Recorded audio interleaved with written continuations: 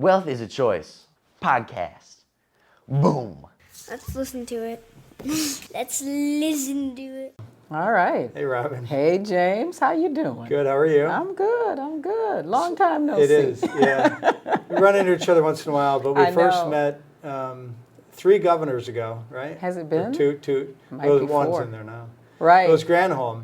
Was it Granholm? Yeah. So 3 governors ago. Yeah, I've Of been 8-year here. terms, so it's been a little while. Right. Wonderful. It's so Yeah. good to see you. So way back then, I met you looking into, you were looking into the 529 plan and expanding the services that Michigan offered. Okay. And we had the MET and the MESP, and you were looking Okay. to introduce an advisor-driven plan Yes. back at that time. Right. So I don't remember what year that was, but Oh my God, it The had to advisor be plan's been around. 2008, 2009. We Okay. rolled out the advisor plan in 2009. okay. So it had to be between those years, right? It takes a little time to get the Yeah. legislation updated and that kind of thing. So right amongst the financial crisis crash. Right. going on, Oh yeah. my God, yeah, 2008 was not a good year for 529. I don't know, maybe not a bad year to get started. Right. 09 was a pretty absolutely. good year in the market, so Exactly. probably better to start in 09 than 07. Right. Absolutely, Start right? off with some pretty good returns right away. Yeah. So today I'd like to just help people understand college savings plans better. We still call them college savings plans, even though they've been expanded to be a little bit more than that. Right, People right. use them for high schools, and now you can even roll them into a Roth IRA down the road if they don't Right. get used for college. That's right. But I'd like to talk about what these plans are, how they got started, some of the methodology behind them, some of the business aspect of things behind it. And Michigan has 3 different plans and really go into those, and also how the money can get used. Sure. Because I still hear, when I hear somebody say this, it tells me that people still don't fully understand, can I use this in another school? But, I'm not saving for a 529 plan because my son or daughter might go to Yale. Alaska. Yeah, right, some other place. Right. So I'd like to help people understand exactly how they work Sure. and what makes Michigan pretty unique, because it is kind of unique Right. in the depth of plans that we have. Sure. So what is the 529 plan? I mean, how did this thing even come to be? So yeah, let's take you back to 1986. Okay, And I wasn't working for the plan at the time. So my predecessors, Lynn Schaefer, Rick Cole, Bob Bowman, Governor Blanchard, all came together with some ideas to establish what we now know as the Michigan Education Trust. But back in the day, it was the guaranteed tuition program called the Michigan Education Trust okay, that basically was patterned after a couple of philosophies. You had Eugene Lang in New York, who had adopted a class of kindergartners. okay, He was a philanthropist, lots of money, I guess, Eugene Lang had, and he decided he would adopt a class of kindergartners and give them the promise of higher education if they stayed in school, graduated high school, and went on to college. all right, And he followed that class of students and found that a very high percentage, don't quote me on this, but maybe it was 85 to 90% of those students did go on to college, Okay. which was remarkable. okay. So the concept of motivating a young Around child, when would that have been? that would have, I don't know the year. I But just it- know like this is a 60s, story that they 70s, heard. It yeah. had to be in the 70s or Yeah. early 80s. This And is the story that they had heard Yeah. on some television show. Because I wonder what college was back then. There's a lot of Yeah. manufacturing. Right. I don't know what the percentage is, obviously lower than that. Exactly, right. Yeah. So the story was that they saw this inspiring story on the news at Okay. some point in time. And I'm thinking it had to be prior 86 because then they started putting this legislation in action. I'm sure it had to take some time. Okay. They had to take some time to get all of that done. But at any rate, that along with the story of Duquesne University, who actually had a guaranteed program, guaranteed tuition for Duquesne. Okay. So residents, alumni could purchase tuition at the current rate, and if their students went to Duquesne, they would not pay anything additional. Okay. So they took those 2 concepts and came up with this Michigan Education Trust thing. And so in December of 86, the legislation was passed.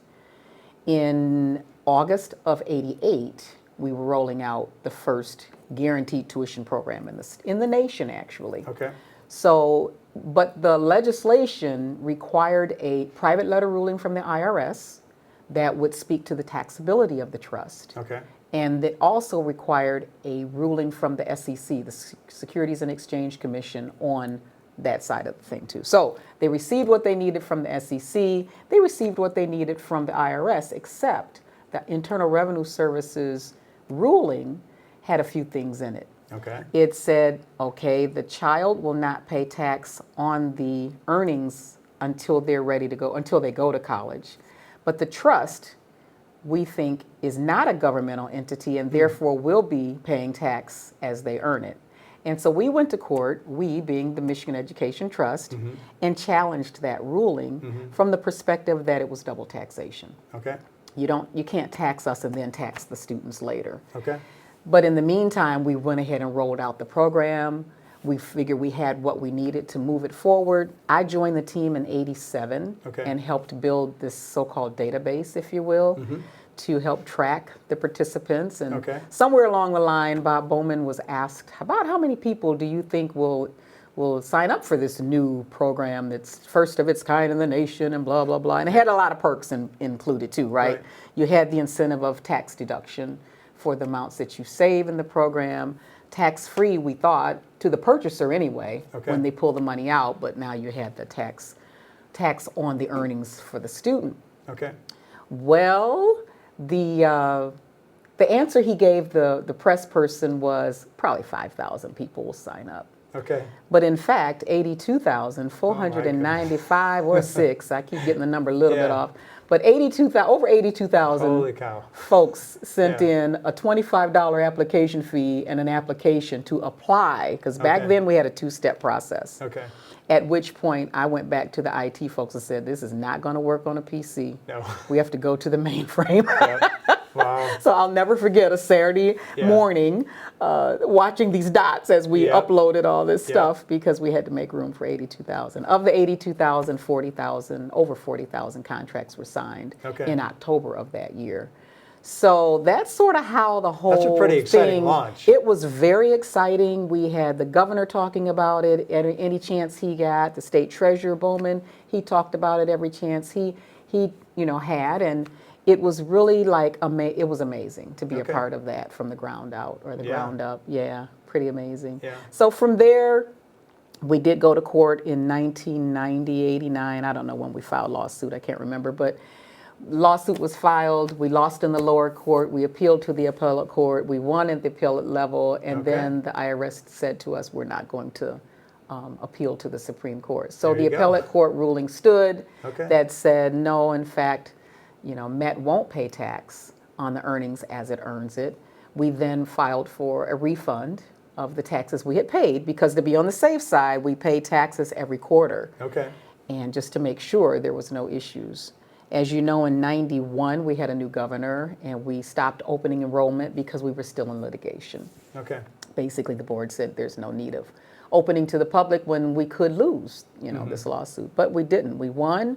We received like a $73 million refund or $74 million, I Wow. believe, refund from the feds. To which It's amazing our how big those taxes added isn't up it? already. Right? Yeah. And Oh my in goodness. response, our tax folks and our tax lawyers went back and said, wait a minute, they sent you this they calculated the refund based on you paying taxes every April 15, but you paid every quarter. Okay. They owe you 3-point-something million more. Okay.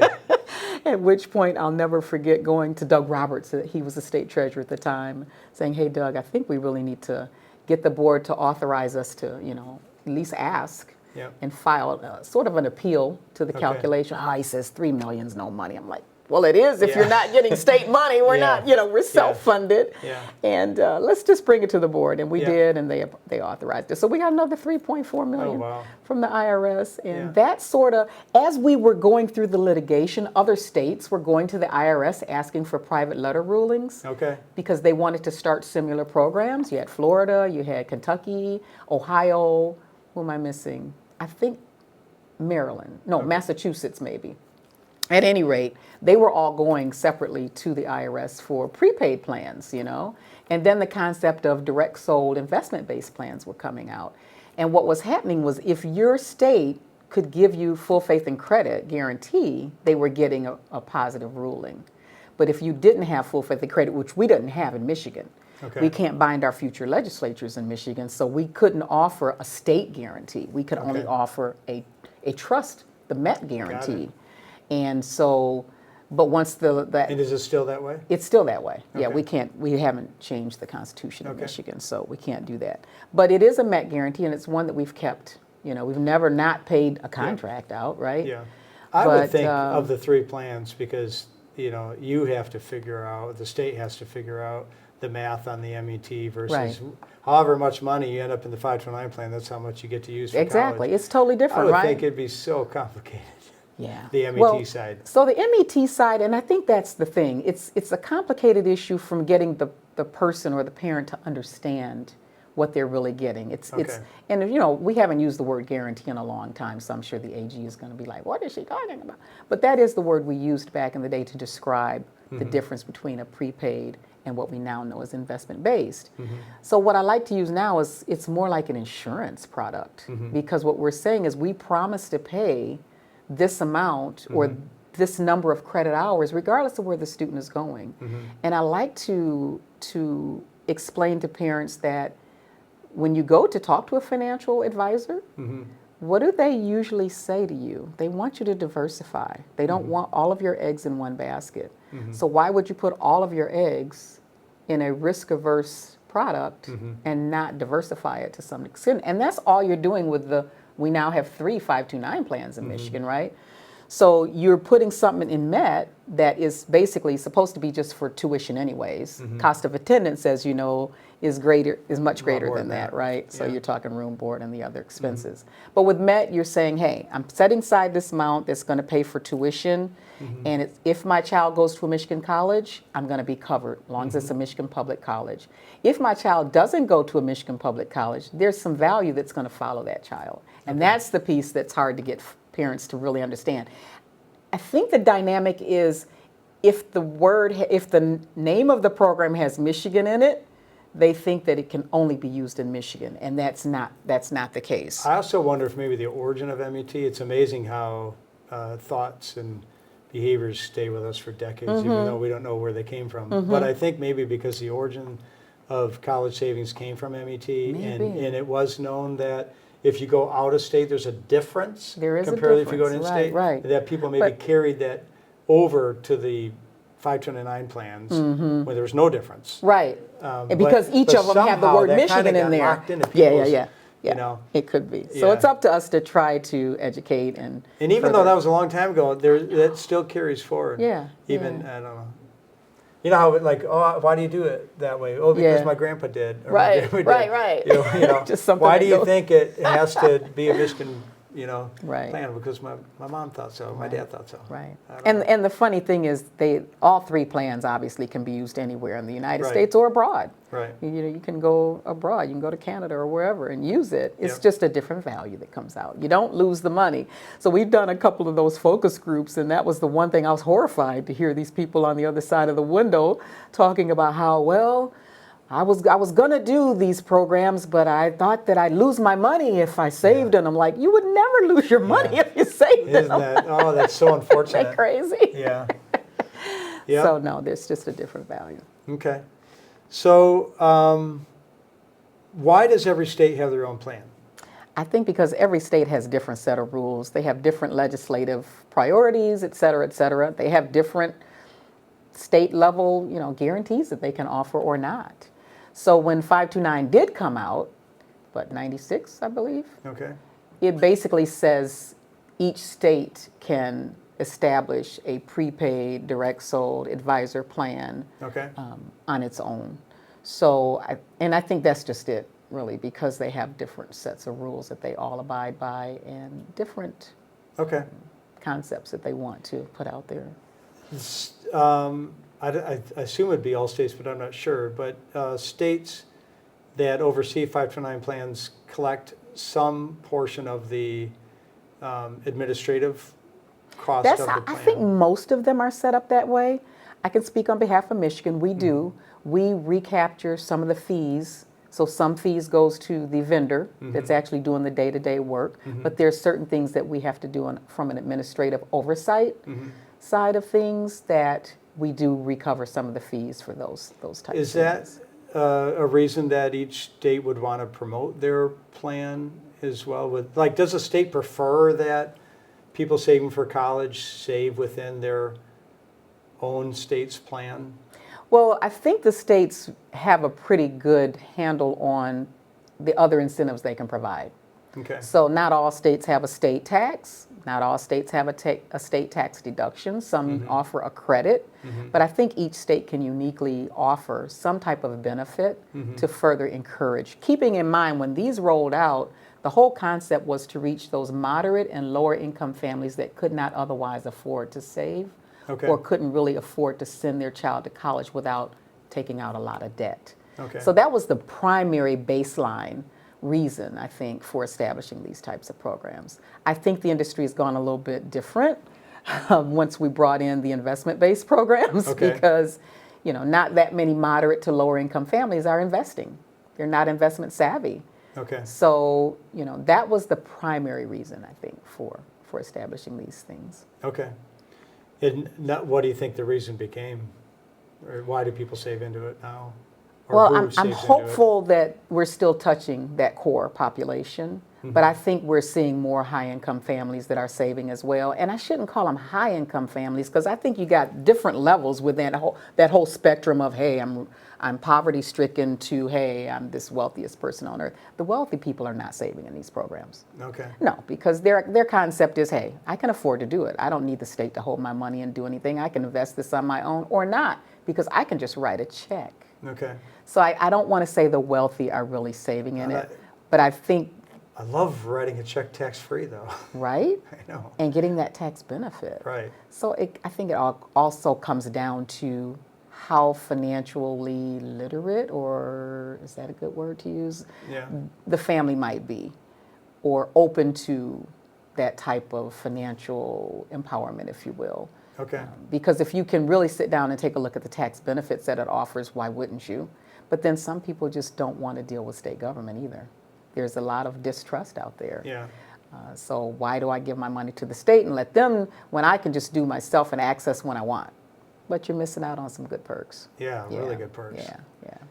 Yeah. It's not even remotely close, the Right. difference between paying for college out of a tax-free 529 plan versus paying for college out of cash flow that hasn't accumulated or out of an investment that you have to pay taxes on the withdrawal of. I mean, Right. can't even compare it. You can't, and especially when you look at what was tuition back in 1988 versus what it is now, oh my goodness, can you really, I mean, even if you're a moderate high-income family, can you really afford that?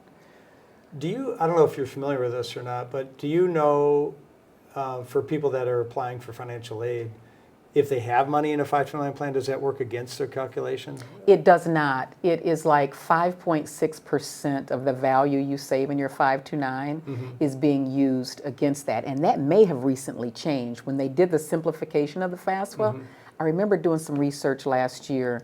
So that may have changed where now you're not reporting it. Or at least you're only reporting for the child that's in college. Used to be you had to report your 529 savings for all of the children in the family when you filled out that FAFSA for the one child. Okay. I think now you're only reporting for the one child. So not So- all of your savings is being taken in consideration for that So calculation. whatever impact it has is even less now. Is even less than a 5.65%. Because I know the mindset. I mean, we have 8 kids in my family. Wow. My dad was a state policeman. Wow. You know, so that's a lot of kids to try to get out of high school and get Absolutely. somewhere. Right. And my dad would spend a lot of time on that financial aid form. I bet. And I remember him being pretty stressed out about, like, hey, how much money do you have in your bank account? Like, you know, adding it all up. Right. And so I wonder if some of the concept of the lower income maybe is that they feel that might work against them if they have money. It could be, but I don't know that they're thinking that far down the road. I really don't. I think when you're talking moderate and low income families, they're more focused on the day-to-day. Okay. How am I going to provide for my children and my household? And how am I going to still motivate them so that they do something beyond high school? We use this word college very loosely Right. in the industry, but it means anything beyond high school, I right? think we It gotta means stop trade, using it it means like that. I know. technical. Yeah. And if not, we always have to put a footnote. Right. I might be saying the word college Right. all day long, but what I really mean is Yeah. post-secondary education. Maybe over the next decade we change You know? that communication naturally, Yeah. just because Yeah. there's a lot of people that don't want to go to college, but Right. they'd like to go, Right. you know, They're to not work. college material. That's Yeah. okay. But Yeah. the reality point, I was told I had mother of 2 boys, and I always told them, you don't have to go to college, Right. although I'm saving for you to go to college, Yeah. but you do have to leave my home. Yeah, and you're going to go learn something. You're going to do something Yeah, beyond high you're school gonna because learn- you're not staying here forever. And you're going to go learn something else, Right, Yeah. right. whether it's a trade So, school or right. traditional college. And the trades are fantastic. Oh, they are. The trades, community colleges, they are wonderful higher education institutions Right. that will teach you a trade or a career, but also will provide for you to be able to survive and be an independent, person in And society. it could be a faster track than school, It and you can be. get out there It making can money be. sooner. Yeah, yeah. And I you- try to encourage young people Yeah. to do both. Yeah. Get a trade under your belt because Yeah. there's nothing like having a backup plan. Okay. Go on to college, but with that trade under your belt, if something goes wrong in your chosen field, you have something you can always fall back on. Yeah. I came out of high school as a professional secretary. Okay. I know for a fact if I were to decide to just quit today, but I still needed a cash flow, I could go and work for you as a secretary. Now I don't know what You could do a secretary. lot of I things. could do a lot of things, Yeah. right? I could create something. Yeah. But with those skills that I learned back there, they could take me forever, and I would never really, be totally broke, unless I sort of Yeah. lost it, I guess. I think the class that had the most impact on me in high school was typing. Really? Oh yeah. it Oh, was. wow. Yeah, Wow. typing. Yeah. Because Well, I we learned to could type grade so fast, shorthand. and we type You still all do the that today, time. don't you? Yep. Right? Right? Yeah. Yeah. So yeah, those Yep. are valuable. So this one kind of surprises me that some states. So if you save into the Michigan plan, you can get I think, correct me if I'm wrong, $5,000 state tax deduction if you're single, $10,000 state tax deduction if you're married. That's for MESP. MESP. Yes. For MET, your tax deduction is only limited to the amount you put in. So if you were to buy a MET contract and you spent $40,000 this year, you take a deduction of $40,000 on your state income tax form. And so and you won't ever pay tax on the earnings, regardless of whether you cash it out or not, because the state income tax law gives you that added break. Okay, MESP, MI 529 plan. the Those are 510. 5,000 to 10, yeah. So you got to say that again on the MET, because I So don't know MET that I've is never a- heard that before. Yeah, the total in my contract life. price is Wow. tax deductible. Up to which is any limit, to the contract price limit, which is, which could be $80,000 if you bought all 4 years full benefits. wow. I can't remember the exact, it might Yeah. be 70. Okay. But whatever the contract It's price big. is, it's Wow. definitely more than 50,000 now for a 4-year full benefits Wow. contract if you were to pay lump sum. If you have 4 kids, And if you had 4 kids, you could write off the whole amount. In addition, if you did the smart thing and had a little bit in MET and a little bit in MESP, yeah. you would take both of those, but your MESP deduction would be capped at $10,000 if you're a joint filer, $5,000 if you're single. And it's also irrelevant of what you put into the MET? Correct. It's 2 separate lines on the Wow. subtractions to So you income tax deduct form. all the MET And the 5 or deduct- 10 grand of the. Yeah, yeah. Which is, what better incentive, Oh, right? that's a big upfront incentive. And that is something I think we need Yeah. to talk about a little bit more in Yeah. terms of the what's the word I'm looking for? The advantages that you can take, the fact that you can take advantage of MET and MESP. Because MET is focused on your tuition, but MESP allows you to save for that room and board, books, and the whole 9 yards, right? Do you know how many people do both? No, I don't. Yeah, I'm curious. I 'Cause don't. It's like I know I do. I do. So I can tell you that I I'm do. a this or I'm a that. I'm an MET person or I'm a, I think more and more people are at least checking that out, Okay. investigating both, because what we're seeing is that there is a need for families to do more if they can, but to be diversified in the space of college savings. So as a grandmother now, I am doing both for all 3 grandchildren. Oh, good for you. And That's I am so giving amazing. them like they get a little printout at Christmas That's that's rolled up amazing. with a little ribbon on it, Yeah. so that they can keep tabs of how much their college savings are Wow. growing. And I know it worked with my children, so I'm hopeful that it'll work with the grandchildren. When I talked to some of the Met students years ago that told me they didn't know they had it, their parents were saving it for them but never told them. But the parents had to be telling them something. They ended up at college, right? Right. But they had no clue that they had Met. I was sort of like, well, that's why, one of the reasons I would have it is to motivate them Right. and encourage them to go to college. So Yeah. I don't know, it's all over the board. I think that's one of the greatest gifts grandparents I do too. can give. I And do we'll too. do the same thing.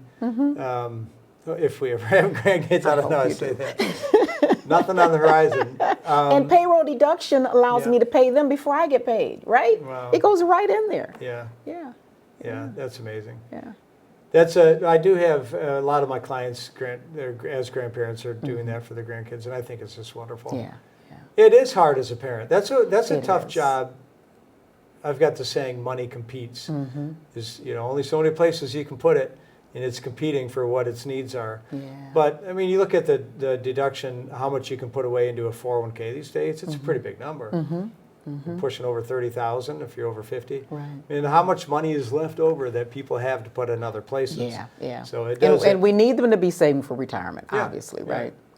And I always, when people want me to rank, I'm sorry, retirement is number one. Yeah. You got to take care of you before Yeah. you can take care of someone Yeah. else. So. But the grandparent aspect is huge. Absolutely. Yeah. Absolutely. And administratively, so I've seen things like just outside of the 529 plan.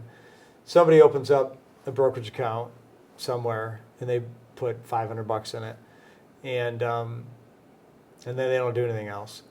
And they're not making trades, and then it becomes kind of an idle account, and then the institution might say, we haven't made any trades in a year and a half, so now part of their program is they charge $35 a year or $50 a year or something like that. You know what I mean? Like, Just 'cause it's it sitting costs there. money to put money somewhere. Right, You know? right. Is there a point in a 529 plan that you should exceed in order for it to be productive? Or, for example, somebody sets up $20 a month. That's efficient.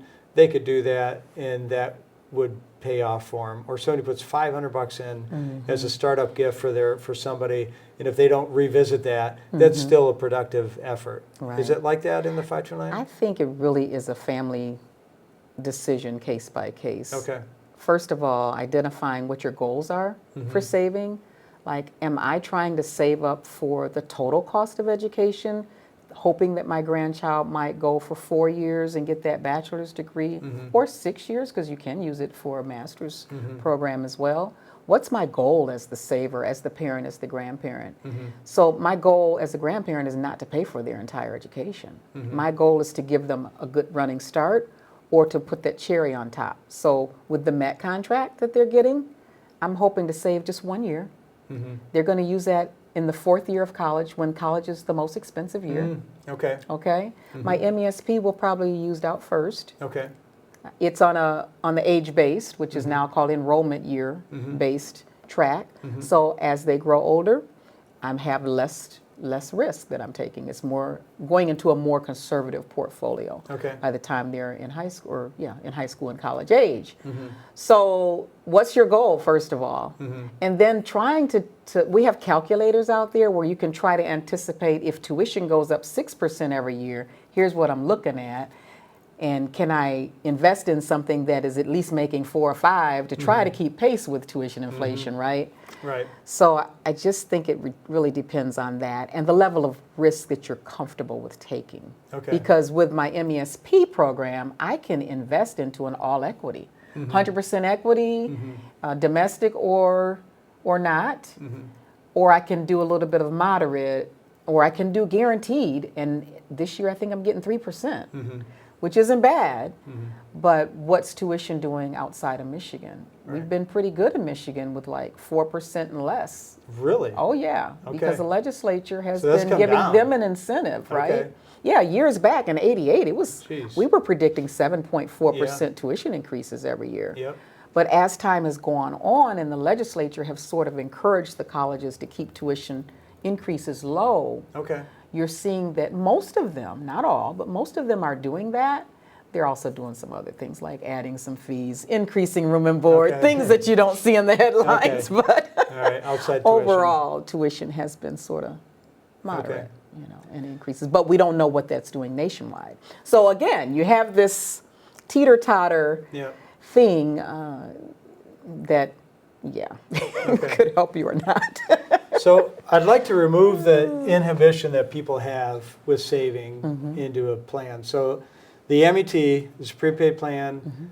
It prepays the cost of tuition for a Michigan-based public school. Public is that college, correct? right. And if you go to a private school, the tuition reimbursement, if you will, is that the right word? Yes. Would be the equivalent of what a public school tuition would be. Is The that- weighted average tuition of a Weighted public average, school. So it okay. would be a little higher figure than the average tuition, which is what they would get if they go out of state.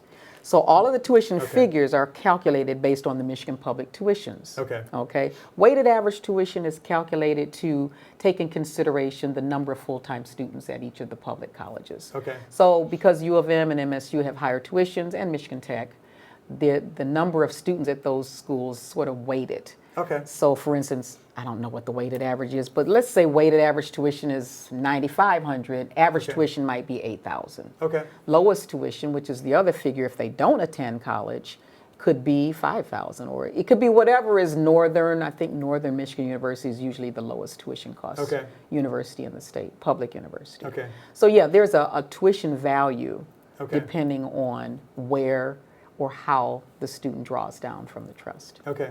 But the best value is if they go to a Michigan public college, because then we pay out based on the actual tuition for the number of credit hours purchased, Okay. okay, at the in-state rate. So whatever school they go to, Yeah, that's whatever public school they go to, that'll be paid. right. Whatever private school they go to, weighted average of the Michigan public schools. And if they go out of state, Average tuition. still getting a good chunk of money chunk of paid, it'll chunk, be yeah. the average of the. Right. Now, all of this dialogue, as I'm saying this, is based around the full benefits contract. There's three types. There's a Okay. limited benefits, and there's also a community college. So there's a different variation based on the type of contract you have. Okay. And then on the, just to, again, just make it crystal clear for anybody listening, that's the MET. On the other two plans, MESP and Michigan Advisor Plan, your money's your money. Your money's your money, and whatever the market does is your Right. money. And So however again, much is in there, whatever Right. the tuition or room and board or whatever it is Right. you're paying for It's at an based on- institution somewhere in Michigan or outside of Michigan, that's how much money you have to use. that's it. That's it. It's based on the dollar amounts, very much like your 401k, Right. right?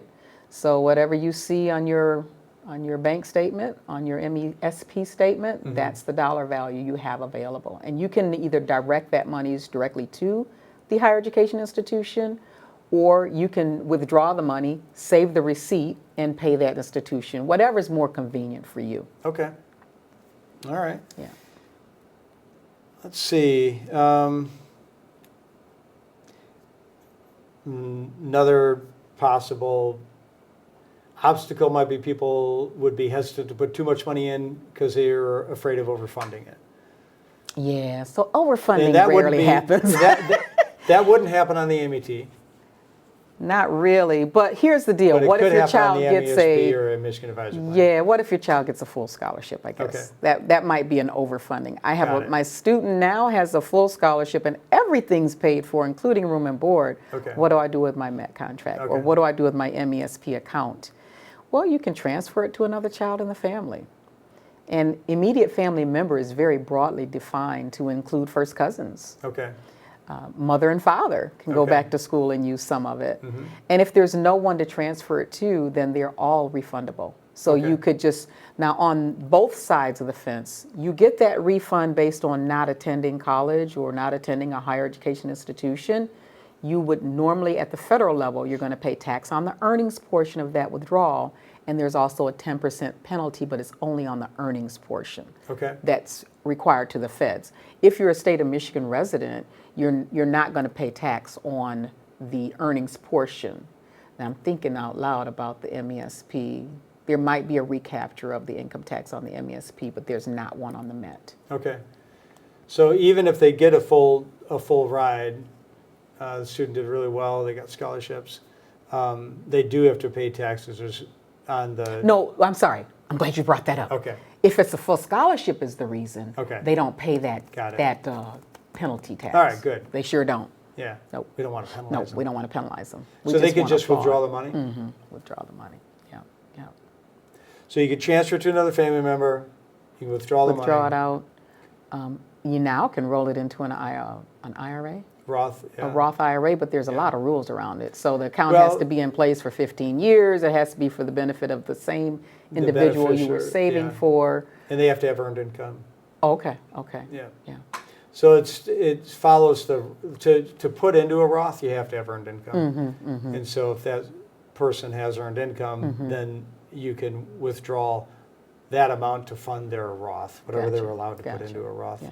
So Well, a lot more. nonetheless, it's a way to get it out. Exactly. And there's nothing better than a Roth Just when saying. it comes to retirement. Exactly. I mean, once we're 60 years old, we'd wish every dime we own was in a Roth. There's no better place for it Mm-hmm. Right. after 59 and a half. Well, and the other thing is the MyAble. So we have an ABLE program in Michigan that allows families to save for expenses related to a disability. Okay. So you can also take that leftover money and put it into a MyAble account for the Okay. benefit of someone in the family Okay. too. So So there's lots a lot of of options. flexibility Yeah, there's than a lot it of used to be. flexibility in the back end. Yes. And then the other home run is save it for your grandkids. Exactly. I mean, Hold 'cause on that's to it, and Freaking amazing. isn't it? Yeah. It's absolutely amazing. It is. I've always thought eventually we'll get to this stage of life where a lot of families have created these family scholarships, if you will. You know what I mean? Okay. Where there's just money, kind of legacy money Mm-hmm. that doesn't get used in a 529 plan, just continues to kind of, Mm-hmm. accumulate, maybe refund it a little bit, but then not all that gets Mm-hmm. used, and then there's more to carry over. And I think we see some of that now where Okay. families are just, okay, child A did have that full scholarship, but we didn't cash it out. We're just going to transfer it down Okay. to that, that Right. that child's child, the grandchild. Yep. And it's going to sit there for another, Can 20 you something years imagine? in infinity. Can I you know. imagine having, let's say, 50 grand extra? That's a big Yeah. number, but 50 Right. grand extra, not even having a grandkid yet. I know, right? And then, so maybe you have your first grandkid go into a higher education 20 or 23 years later, Mm-hmm. or 25 years later, 50 grand, what that would be worth in Exactly, 25 right? years. I know, right? Yeah. Yeah, yeah. Tax-free, used for college. Yeah. I mean, Talk about the awesome opportunity to graduate college debt free. oh my goodness. Yeah. Yeah. Yeah. At the end of the day, Yep. I I know. I've always daydreamed these grandparent legacy family scholarship 529 plan programs. I thought would just be amazing if more and more families would develop that. It'd take a long time, but if people thought about it, if they said, you know what, someday I would like it if in our family line we have this college fund out there that Right. helps all of our future Right. generations go to school. And we all make a commitment as grandparents and parents that we're going to keep trying to keep this thing going. I just think that'd be amazing. So the quote I like the best, Okay. Nelson Mandela, education is the most powerful weapon which you can use to change the world. Yeah, Right? yeah. So at the end of the day, I mean, I still give them little gifts. I can't help it. Yeah. But the best gift I'm giving them is the opportunity for education, debt-free. So a couple questions on the business side of the plans. So the administrative fees collected by different states, how does that stuff get used for the state? What's it for? Each state is different, but most states have some state employees somewhere that's doing some type of work on the state side because the states have to be actively involved in order to be a qualified tuition program Okay. under the code. Okay. So you may have, like Met has a whole staff, they do everything in-house. MESP, we run through the TIAA CREF, but we still have state employees that administer that contract. Okay. Yeah, yeah. And then we also have Bureau of Investments folks Right. that's administering the investment side. Well, of that's those- my next question. So this is a big job. Who manages the money? Or deciding who manages the money? Right. How does so that work? for Met, it's all done in-house with the Bureau of Investments. Right. Lon Chen and her team, they manage the whole portfolio for Met. Okay. They also, however, oversee that part of the contract we have with TIA. So Okay. TIA manages the money, but BOI, Bureau of Investments team, actually do the deeper dive to make sure that the types of investment options we're offering the public are cohesive, are above board, are risk averse, to make sure the right mix is being offered to the public. Because the state treasurer serves as the primary trustee for the MESP, whereas Met has a board of directors. So they work very closely to make sure those types of things are done. They do quarterly reviews, not just to review the MESP portfolio, but also the MAP, to see how it's growing, to see what things are being done to further strengthen the programs. So what's MESP stand for? Michigan Education Savings Program. And MAP? MI 529 Advisor Plan. Yep. So MAP was authorized in 2009 by a modification of the MESP statute. So technically it's a component unit of MESP. And then how do they decide on the investment differences between MESP and the MAP? So because MAP is basically advisor sold, you can't just directly go in there and open an account. You have to engage with an advisor. We wanted to make sure the advisors had the tools they need to customize a portfolio if that's what the client wanted. Okay. So you'll see a lot more investment options under the MAP umbrella than you will the MESP, but that's the main reason. We're trying to give the tools to the advisors that they're going to need. Okay. Yeah. I've noticed, in my firm, we use the MAP with some clients, and I have noticed that I do like to use the individual selection up until they get really near college age, and then I love to use the age-weighted. But Enrollment-based. yeah, we tend to make that shift. I don't remember offhand, maybe around age 16 or so. Okay. I don't remember, but Yeah. where we make that switch over from the individual Yeah. selection. Yeah. That's one thing that's a little bit interesting in my mind is that while we do have the advisor plan, we still offer the same enrollment year-based investment options. And when I look at like the makeup of the portfolio, I still see a huge chunk that's in the enrollment year option. I'm thinking, but that makes perfect sense. If you're shifting them once the portfolio needs to be more conservative, but yet and still you want to be a little bit I don't know. I got to be honest. risk averse. I bet there's not a lot of people that use the Probably individual not. investments. Really? I bet not. I don't know. Okay. Even the advisors, maybe my guess, but that's just a guess. We like, people tend to like things that are automated. Sort of like the target-based funds, right? Yeah, In retirement world. I know. Okay. I can't stand those. I wish, I'm going to go down a rabbit hole, but I wish we spent more time educating people how to make investment decisions in their 401k versus making everything easier for them, because the easier option doesn't always perform as well, in my opinion. Right, But right. I hear you. yeah, I hear you. yeah. But on the MAP, the Michigan Advisor Plan, I think you've got a good selection of individual funds. So those that want to take the individual approach, they can do it. They've got Right. some good choices there. Right.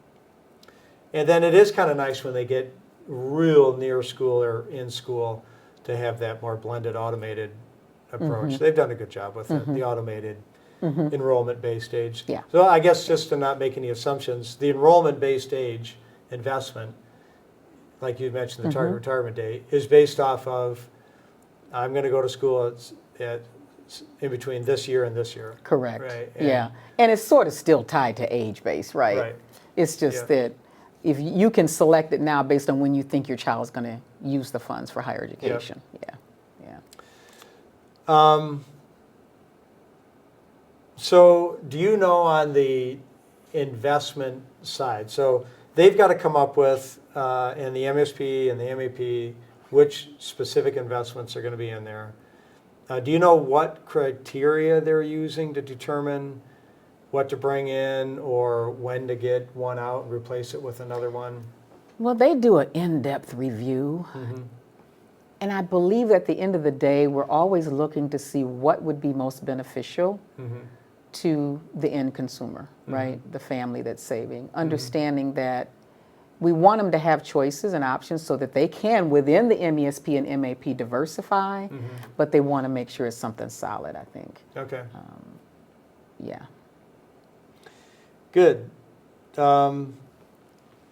I guess I'll sidetrack a second on that too, because a lot of times what people would answer that, the first thing they're going to say is low fee.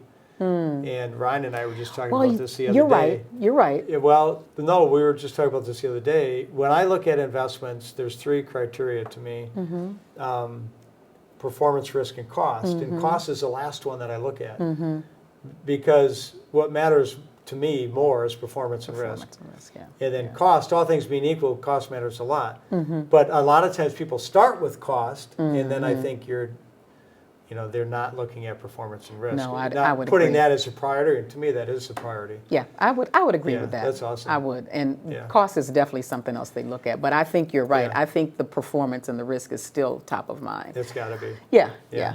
All things being equal, like an S&P 500 fund Versus and another S&P 500 fund, and if one of them is 10 basis points cheaper than the other one, then one of them's going to perform 10 basis points better than the other one. You know what I mean? Because it's the exact same. Exactly. It's the exact same investment. Exactly. But you get outside of those indexes, nothing's the same anymore. Right. Then you're looking at performance and risk, and then cost is a function of that. But I'm glad you brought that up. Yeah, cost is always a function of it. Yep. Absolutely. on the index side, it's huge, and I know you guys do a lot of work to drive that cost down. I'm kind of curious, do you have any idea the percentage of higher ed that is paid for with 529 I wish plan? I knew. I don't know. I wonder what it is. I would like love how to much know it's that. being, I don't know what word to give that. And I don't know The where we'd go absorption to, rate or- right? Yeah, I don't know. I don't know where we'd go Yeah. to get that statistic, I don't but know it's either. going to be in the back of my head. Yeah. And maybe the next time we talk, I'll have something for you. Because from a Michigan perspective, you got me thinking about it. Obviously, I shouldn't say obviously, but there are still a lot of folks that aren't saving for college. So I gotta believe they're leaning on either scholarships and or other grants, right, to help them, and then they're filling that gap with loans. I do know there's a lot of loans that students are taking out, which has to tell me, or has to indicate that maybe not so many people are filling that gap with the college savings plan. Yeah. So, Most people that I meet with to talk about their money and investing, they are not flush with 529 plan money or MET. isn't that something? It is. And all I can say Not to that only is not flush, like they're not even they're have not- one. Right. Yeah. Some of them still haven't heard of it. And I know. just think we still have to keep talking about it. Right. Yeah. Because there's so much going on in the media right now, right? Yeah. You turn on the television and there's so much noise. Yeah. You turn on your little phone, there's so much noise. They're Yeah. serving up ads for every little thing. How does a family really cut through all of that Yeah. and sit down and really focus on Yeah. the important things? So I think that we still have a huge job to do Yeah. to engage families in the conversation. Well, I think two obvious concerns people have: what if they go to state? And Right. What if they don't go to school? Well, Right. Either one of those can be dealt with. It's okay. It's all right. I told Isaiah Yeah. every year, I said, so when you get that full scholarship, you know we can take a trip. Yeah. Yeah. You don't have to take Gigi, but we're Right. taking a trip somewhere. Right. Yeah. Yeah. There you go. That's cool. So just, things Yeah. to motivate them, Yeah. keep them engaged. That sounds like a lot of fun, actually. Yeah. Yeah, Get that scholarship. Let's go have some fun. yeah. Do you know how Michigan's plans compare nationally? Depends on what you're comparing them to. Yeah. So it might compare higher based on the deductions we offer. It might Yeah. not compare so high if you're basing it on whether or not you can take that deduction if you're, if you're saving in another state's plan Okay. or something like Yeah, that. there's a lot of So variability. there's so It's a many tough different question. variables, yeah. Well, let's look at then, so something will take a lot of that variability out. Let's look at comparing against one other plan. So Virginia. This one blows Virginia me is away. huge, I right? know. Virginia's made a lot of changes in their plans over the years too, because they used to Okay. have prepaid and direct, and then with some of the change, they've now just doing direct, I believe. I don't know. They for don't sure. have like a prepaid anymore? I don't know. If they do, they're not doing a lot with the prepaid. Well, I don't know- think so- so. I shouldn't guesstimate on that, and Yeah. I should know, but I'm. Well, so what I see is that Virginia has somewhere maybe around $102, $104 billion in their I believe plan. assets under management, and they are by far the biggest in the nation. So Florida, bigger than Florida? Yeah, Okay. by far, not even close. And Michigan has 10-ish billion, somewhere around there. If you Between add the all the MESP programs, and the yeah, Michigan probably Advisory 10 or 11 billion. And of that 104 billion, I didn't see anything where that's in a prepaid tuition plan. What I saw is that's in the advisor plan Oh, yeah. and the direct plan. Okay, that makes sense. Yep. Yep. And in the advisor plan, interestingly, that makes up about 90% of all of the assets in their plan. Really? Versus in Michigan, the advisor plan makes up about 13% of the assets in the plan. Well, again, remember, Michigan was late to the game for advisor plans. We didn't roll out till 2009, and actually Virginia helped us make the decision. Yeah. They helped motivate us Yeah. to roll it out when at the time I spoke with the Virginia director, Diana Cantor, Yeah.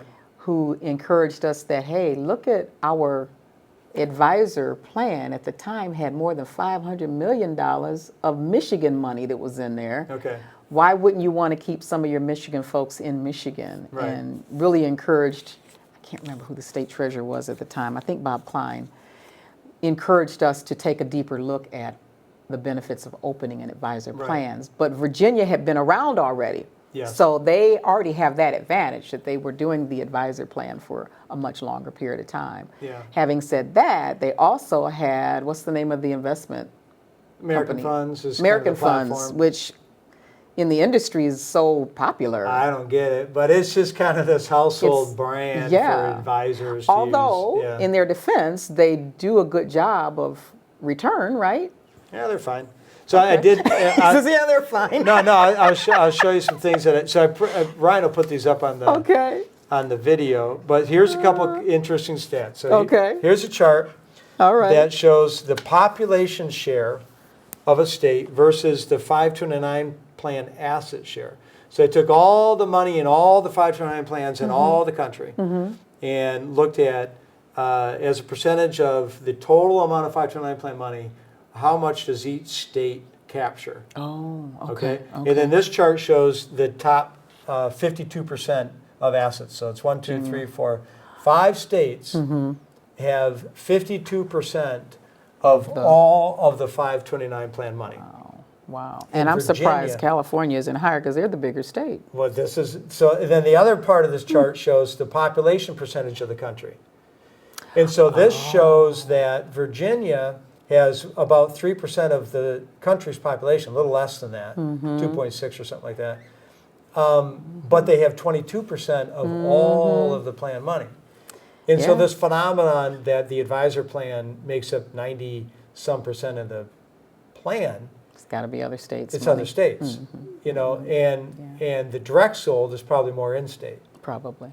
you know, But, right? yeah. So and then New York has a little over 5% of the country's population, but it has about, you know, what is that, 13 or 14% of the total 529 plan.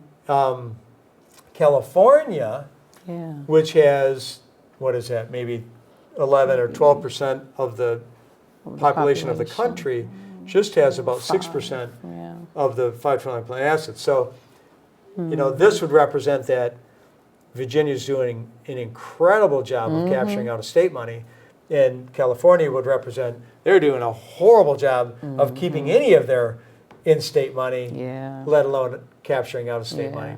Yeah. In Michigan, they rank on an asset base right around 15, 16, 17% of the biggest plans. So Right. not pretty good, well above average. And we have about 3% of the nation's population. And the plan has, I think, about 2.4% of the assets under management nationally. Interesting. It is. Virginia Yeah. has Virginia. captured money outside of the state of Virginia. Yeah. And then- Definitely. This chart shows the capture rate going back from 2002. Okay. So in 2002, it's pretty new. Everybody's kind of starting out on Right. the ground floor. Right, because MESP was 2000, Yeah, but only with the direct sold. right. And this includes, direct sold and advisor sold, doesn't matter, it's all for the plan money. And so they're all starting on the same, and you can see just the pace of Virginia Yeah, and the accumulating of assets. yeah. They started off running hard. Yeah. Yep. I wonder how much of that is due to what they put in their marketing too. A If lot. I families think. don't know about it. So this is years ago. We took a family like spring break trip to the Appalachian Trail, stayed in a little VRBO in a little Virginia town, trail town, and I think it was Damascus. And I ended up getting a Virginia fishing license. Okay. I've been hit up from Virginia for more fishing and hunting Really? licenses and emails. That was like 10 years ago, it seems like. They market. And I finally, like, opt out, like, get me off. I'm not fishing there anymore. I don't live there. I don't need these emails. It took me a long time to be able to get off. So I think they market a lot, I period. think they do too. But I also, so I called the Michigan plan, and I called the Virginia plan to talk to the representatives to just get a feel for the differences, which is interesting. And if you guys haven't done that, I'd encourage you to. It's interesting. It's always, I like doing that kind of stuff.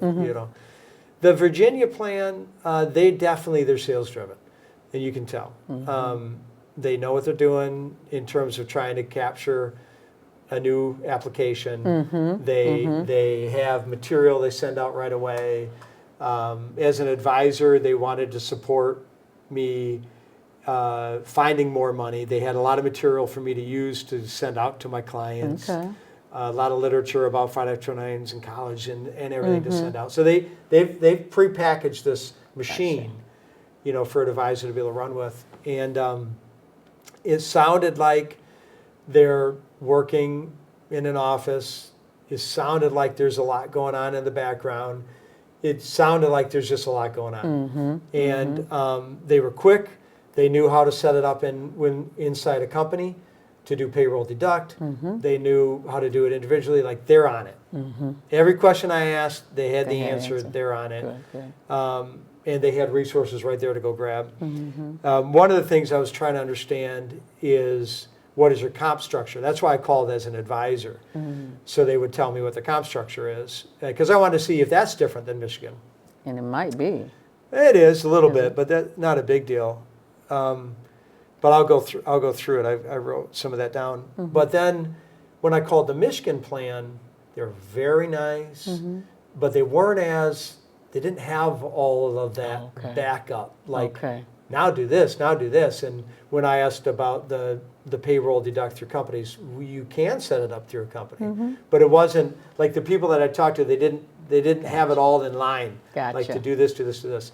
So part of it is, I just think this Capital Group American Funds, they've been working with financial advisors for ages. They're a well-oiled machine. Yeah, that's a great way to put it. Yep. Yeah, they got their thing down. I would, And they're going at it. Yep. Yeah. Which, they're setting the standard, I think, for the industry. And Yeah. so I think to the degree that the rest of us can learn from that would probably help benefit our plans. Yeah.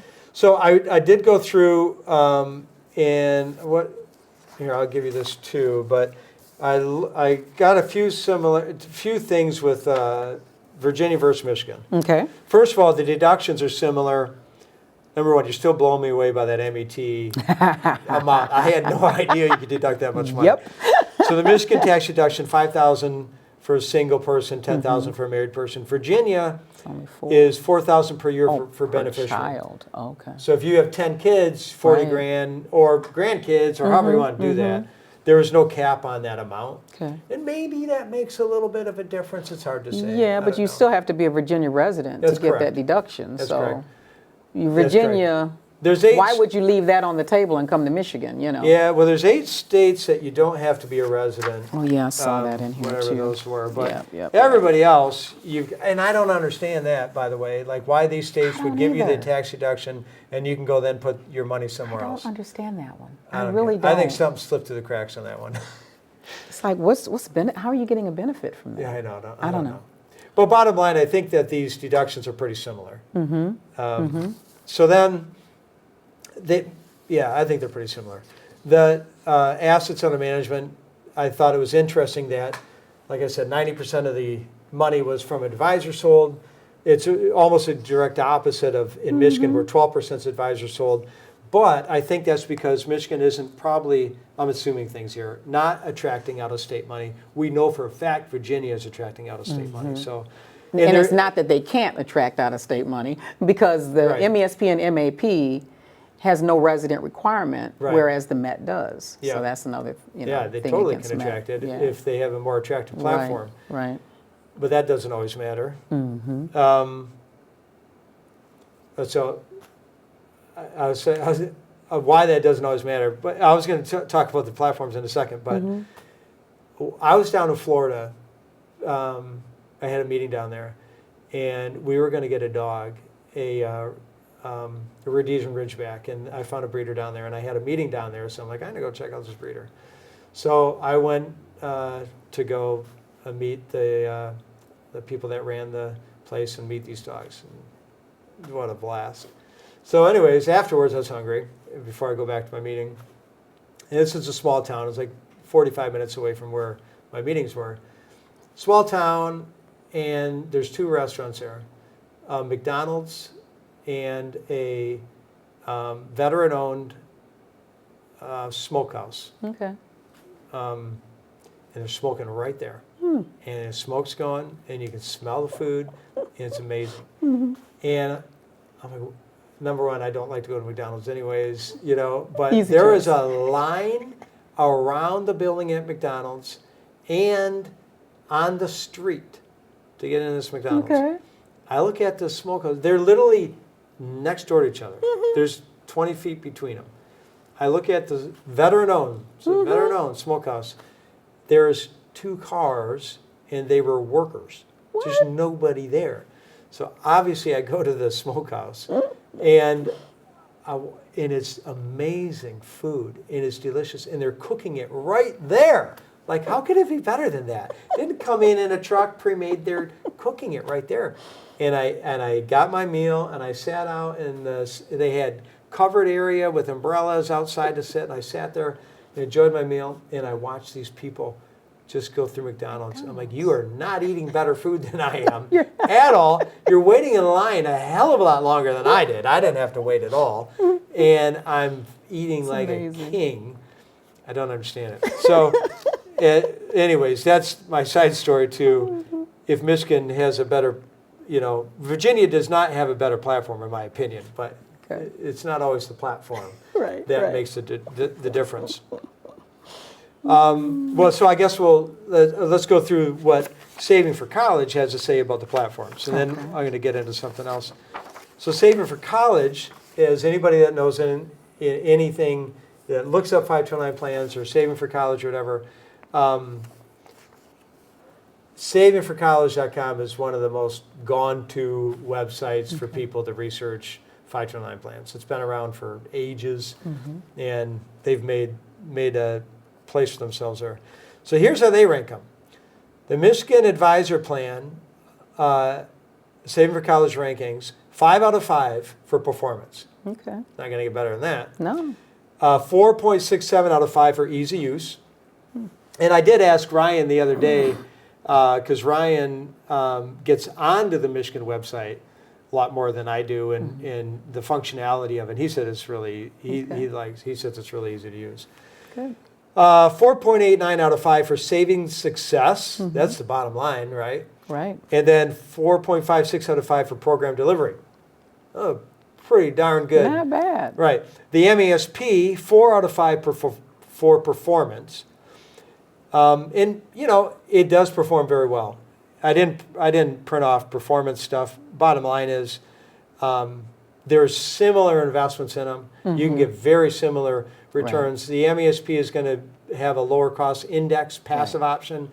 The Michigan Advisor Plan is going to have a little bit higher expense, but it's going to be more of an active. And sometimes active outperforms passive, and sometimes passive outperforms active. Right. So 4 out of 5 out of 5 for ease of use, phenomenal. 4.94 out of 5 for saving success. I mean, that's the good. metric, right? Yeah. 4.56 out of 5 for program delivery. Fantastic. Then go to Savings for College on the Virginia plan, the number one plan in the nation by assets under management. I'm surprised. 3.72 out of 5 for performance. I told you I'm not a huge fan of that platform, but whatever. 3.78 out of 5 for ease of use. 4.22 out of 5 for saving success, and 4.78 out of 5 for program delivery. Interesting. Isn't it? I am very surprised. On Like one this hand, is I the was gonna smokehouse, say, and that's McDonald's. Right. Yeah. I was on one hand going to say, well, Michigan has a lot of work to do, but I think there's different dynamics happening too. Although I'd love to see their breakdown, Virginia's breakdown for residency. And how many people are just saying the heck with the deduction and just going to Virginia's plan because they like American funds? I think it's advisor driven, unfortunately. Yeah. And I wonder how many advisors in Michigan Are are still putting their using? money into.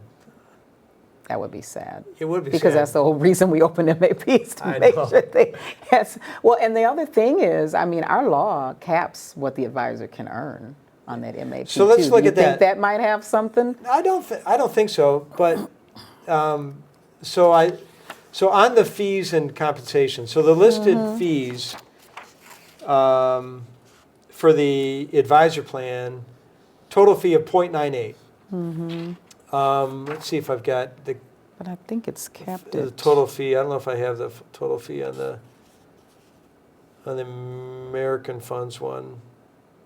I don't know if 1%. It's right about the same. same. Okay. So anyways, I think the fees are right there. Now on the MESP is dirt cheap. Of course. You it's can't the get direct cheaper sold, than that. right? Yeah, the Savings for College listed the expense ratio is 0.1. But I'm sure there's got to be an administrative fee on There's top of that. administrative fees. But bottom line is you're not going to get much cheaper than that. You won't. And I mean, it started out much higher than that, but we have, we had the beauty of being able to lower that fee based on once the assets hit a certain threshold. So Now the compensation, I think it gets a little bit more complicated for the advisor. I think the consumer, this is kind of irrelevant information from the sense that they never really see it, and whether an advisor chose an A share or a C share, it's irrelevant to the performance to the investor in that experience, Right. But it could dictate some advisor behavior maybe. But Michigan has more so the NA share for everybody means that when you invest money, there's a piece of that investment that's going to come out, and it's going to be paid as a commission or compensation to the institutions that are providing it. Some of that goes to the representative, some of it goes to the broker-dealer, some of it goes whatever. But there's a piece that comes out. And so in Michigan, the A share had a number of breakpoints. Less than 50 grand, the front end charge was 4 1/4. 50 to 100 grand, it's 4. 100 grand to 250, it goes down to 3.5. 250 grand or less than 500 grand is 2.5. And 500 grand less than $1 million is 2%, and then over $1 million is 0. So it's got all these different breakpoints in there. And then it has a trail of 25 basis points. On the American Funds one, it was a little bit more straightforward just from the sense that they didn't have as many breakpoints. Oh, okay. It's 3.5% up to 250 grand. And then they can start to get a breakpoint from there. Okay. So they make a little bit less. So they make a little bit less. Gotcha. The advisor I'm does. surprised. Yeah. Okay.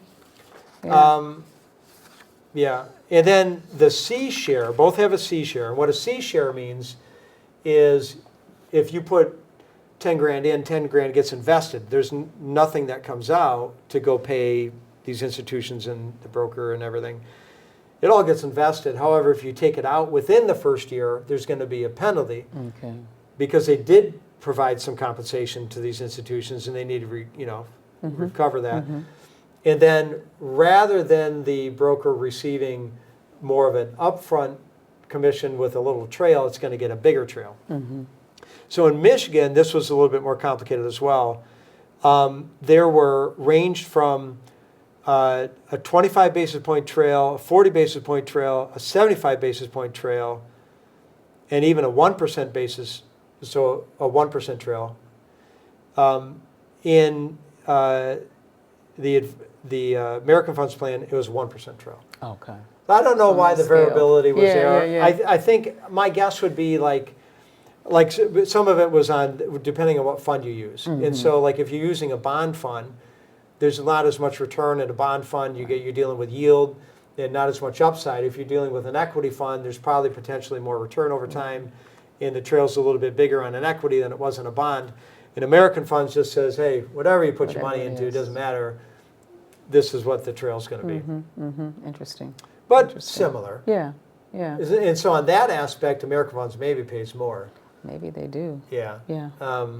But not by much. Okay. But yeah, still, I that one I have to do some research and Yeah. try to analyze that a little bit more. Yep. I still think some of it could be with marketing too.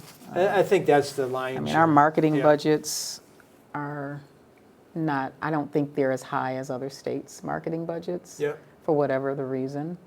And again, knowledge is power. If I Yeah. don't know about a thing, I'm Yep. not going to investigate it and end Yeah. up being a client. You know? Well, the weird thing is for me, being an advisor, being licensed, having to follow, the rules and regs of investing, which there's a ton of them. I would have to make a case why, and I'd have to state this case on the application, why I'm not using a Michigan plan. Because that means that I'm going to tell a client not to take a deduction on their Right. investment. Which could be in their best interest. Right. Yep. And obviously, I only use Michigan plans because you put together a great plan and a lot of options. So it also surprises me in this day and age, even after all these years, because those rules and regulations have been getting tighter and tighter, how so many advisors still are providing, putting it into out-of-state money, which clearly is happening. I have no idea how much Michigan is doing that, but we do have 3% of the nation's population and 2.6% of the plan. So you'd think Yeah. there's money leaving Michigan going. You would think. Yeah, but I don't have the math on I that. think we should dig into that. I know. Yeah, Make that be our next yeah, research project. yeah.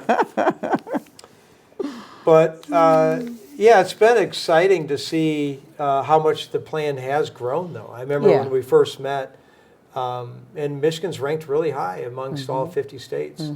I remember when we first met, just to see how much money was in the MESP and the MET then, and Right. I do know that, and I don't want to quote this to be the wrong, but at some point in time, and maybe it was end of year last year, when I looked at the stats for MESP, only 15% or so of our account owners were out of state.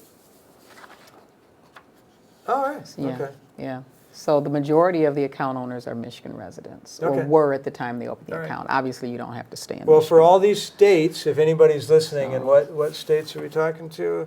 If anybody in Florida, Texas, Nevada, and Washington is listening, where you don't even have a state income tax to Right. receive a deduction, or Arizona, Arkansas, Kansas, what's the ME? Maine, Is it Maine? I think. Maine, Minnesota, Montana, Maine is Minnesota. Missouri, Ohio, and Pennsylvania, where you can still get your state tax deduction and go with savings. another state. Michigan's a pretty darn good place. According And to that's, Savings, now that is another thing. yeah, We don't according market to outside of the state. According to Savings for College, That's not a bad Michigan thing. ranks way yeah. up there. So that you do bring up another tidbit. yeah, We don't really have a marketing budget for marketing our plans out of state. yeah, Now, if you hear about it and you're in another state, you might hear about it because TIA has a lot of retirement plans Okay. that they administer around the country. Okay. It might come up in that space, but only if that state they're in doesn't offer a tax deduction. Okay. But when I think about it from that perspective, most of, if not all of the marketing dollars are done towards Michigan residents. Yeah. That could be the big difference there. And too. if you think about it from the grandparent perspective, Right. where who the heck knows where your grandparents- grandkids are going to go? Exactly. You're not. That's not driven by I live in Michigan. Right. All my grandkids are going to Michigan. Exactly. It may not happen. Just look for a Right. good plan, Exactly. which Michigan's got a couple of them, Yeah. few of them. Yeah.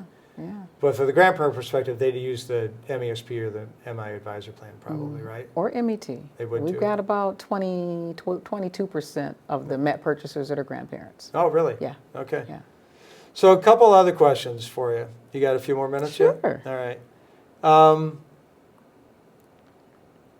Are there programs special for lower middle income families, foster special situations? Are there things that the state does or that you're aware of to help people learn, be educated, have a better relationship with money, get ahead, or even scholarships or other programs for people? So we're just rolling out the My Money Matters platform that is now part of Department of Treasury. We're running it through the Enrich, the company called Enrich is the actual software.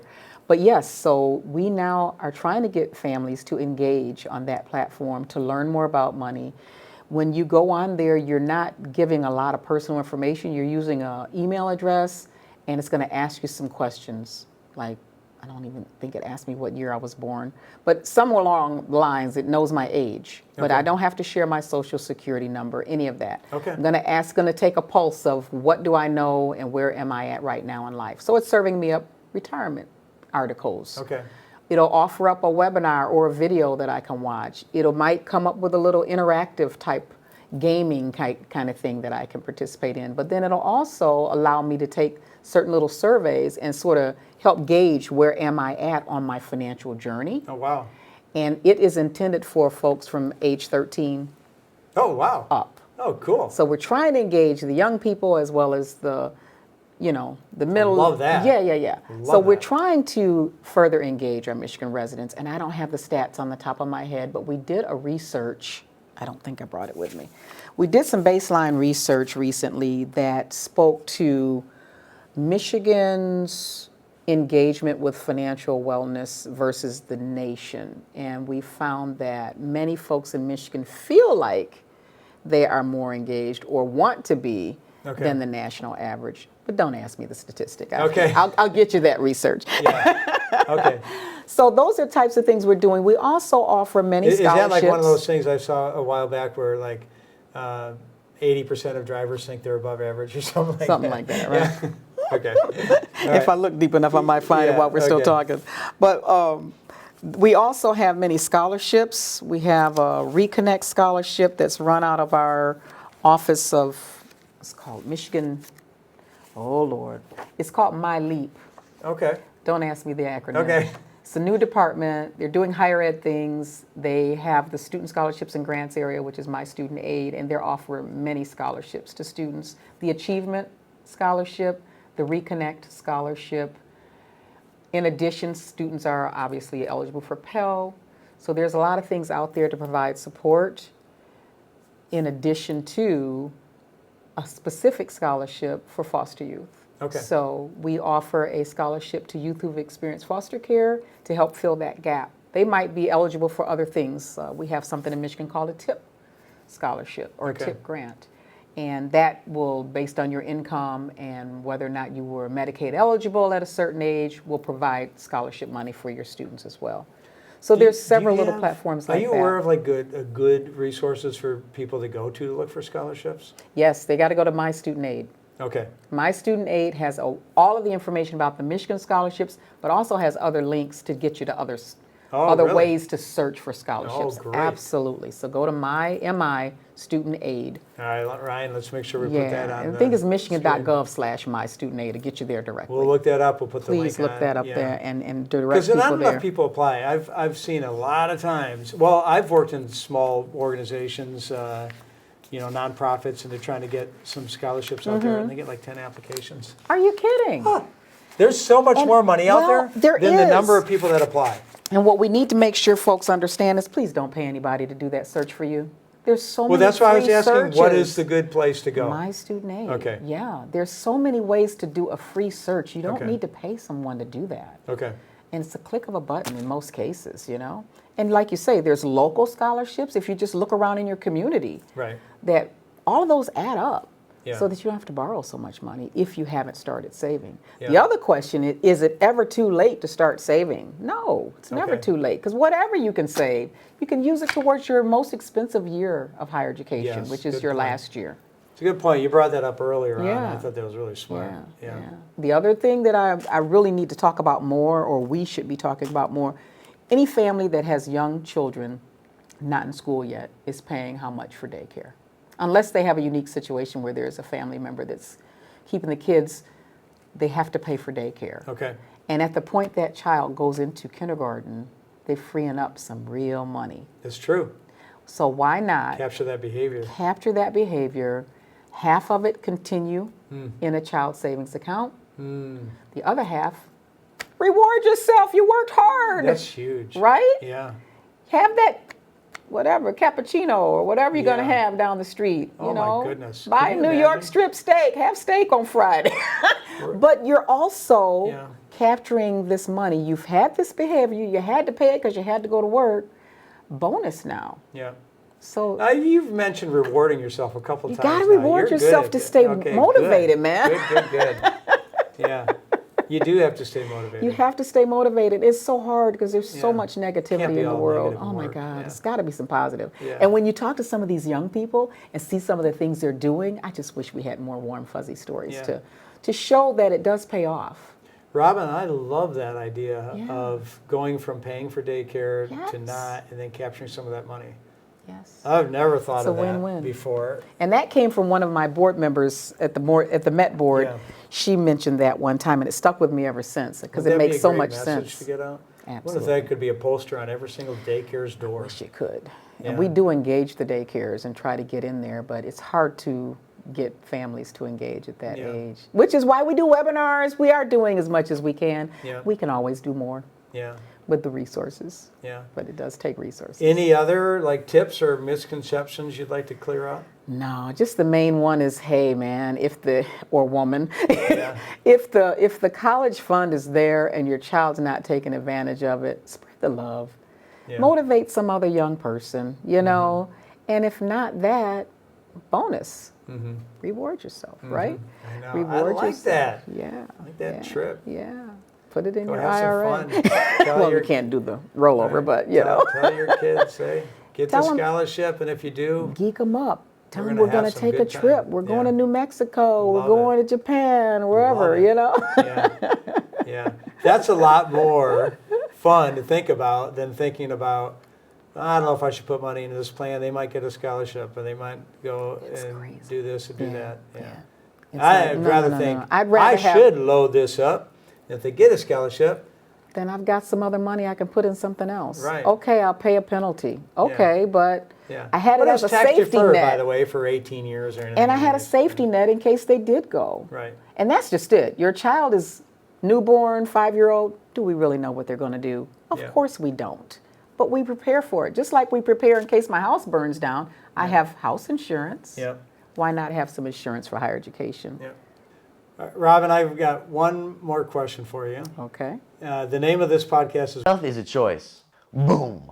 Okay. and I like to ask people, do you think wealth is a choice?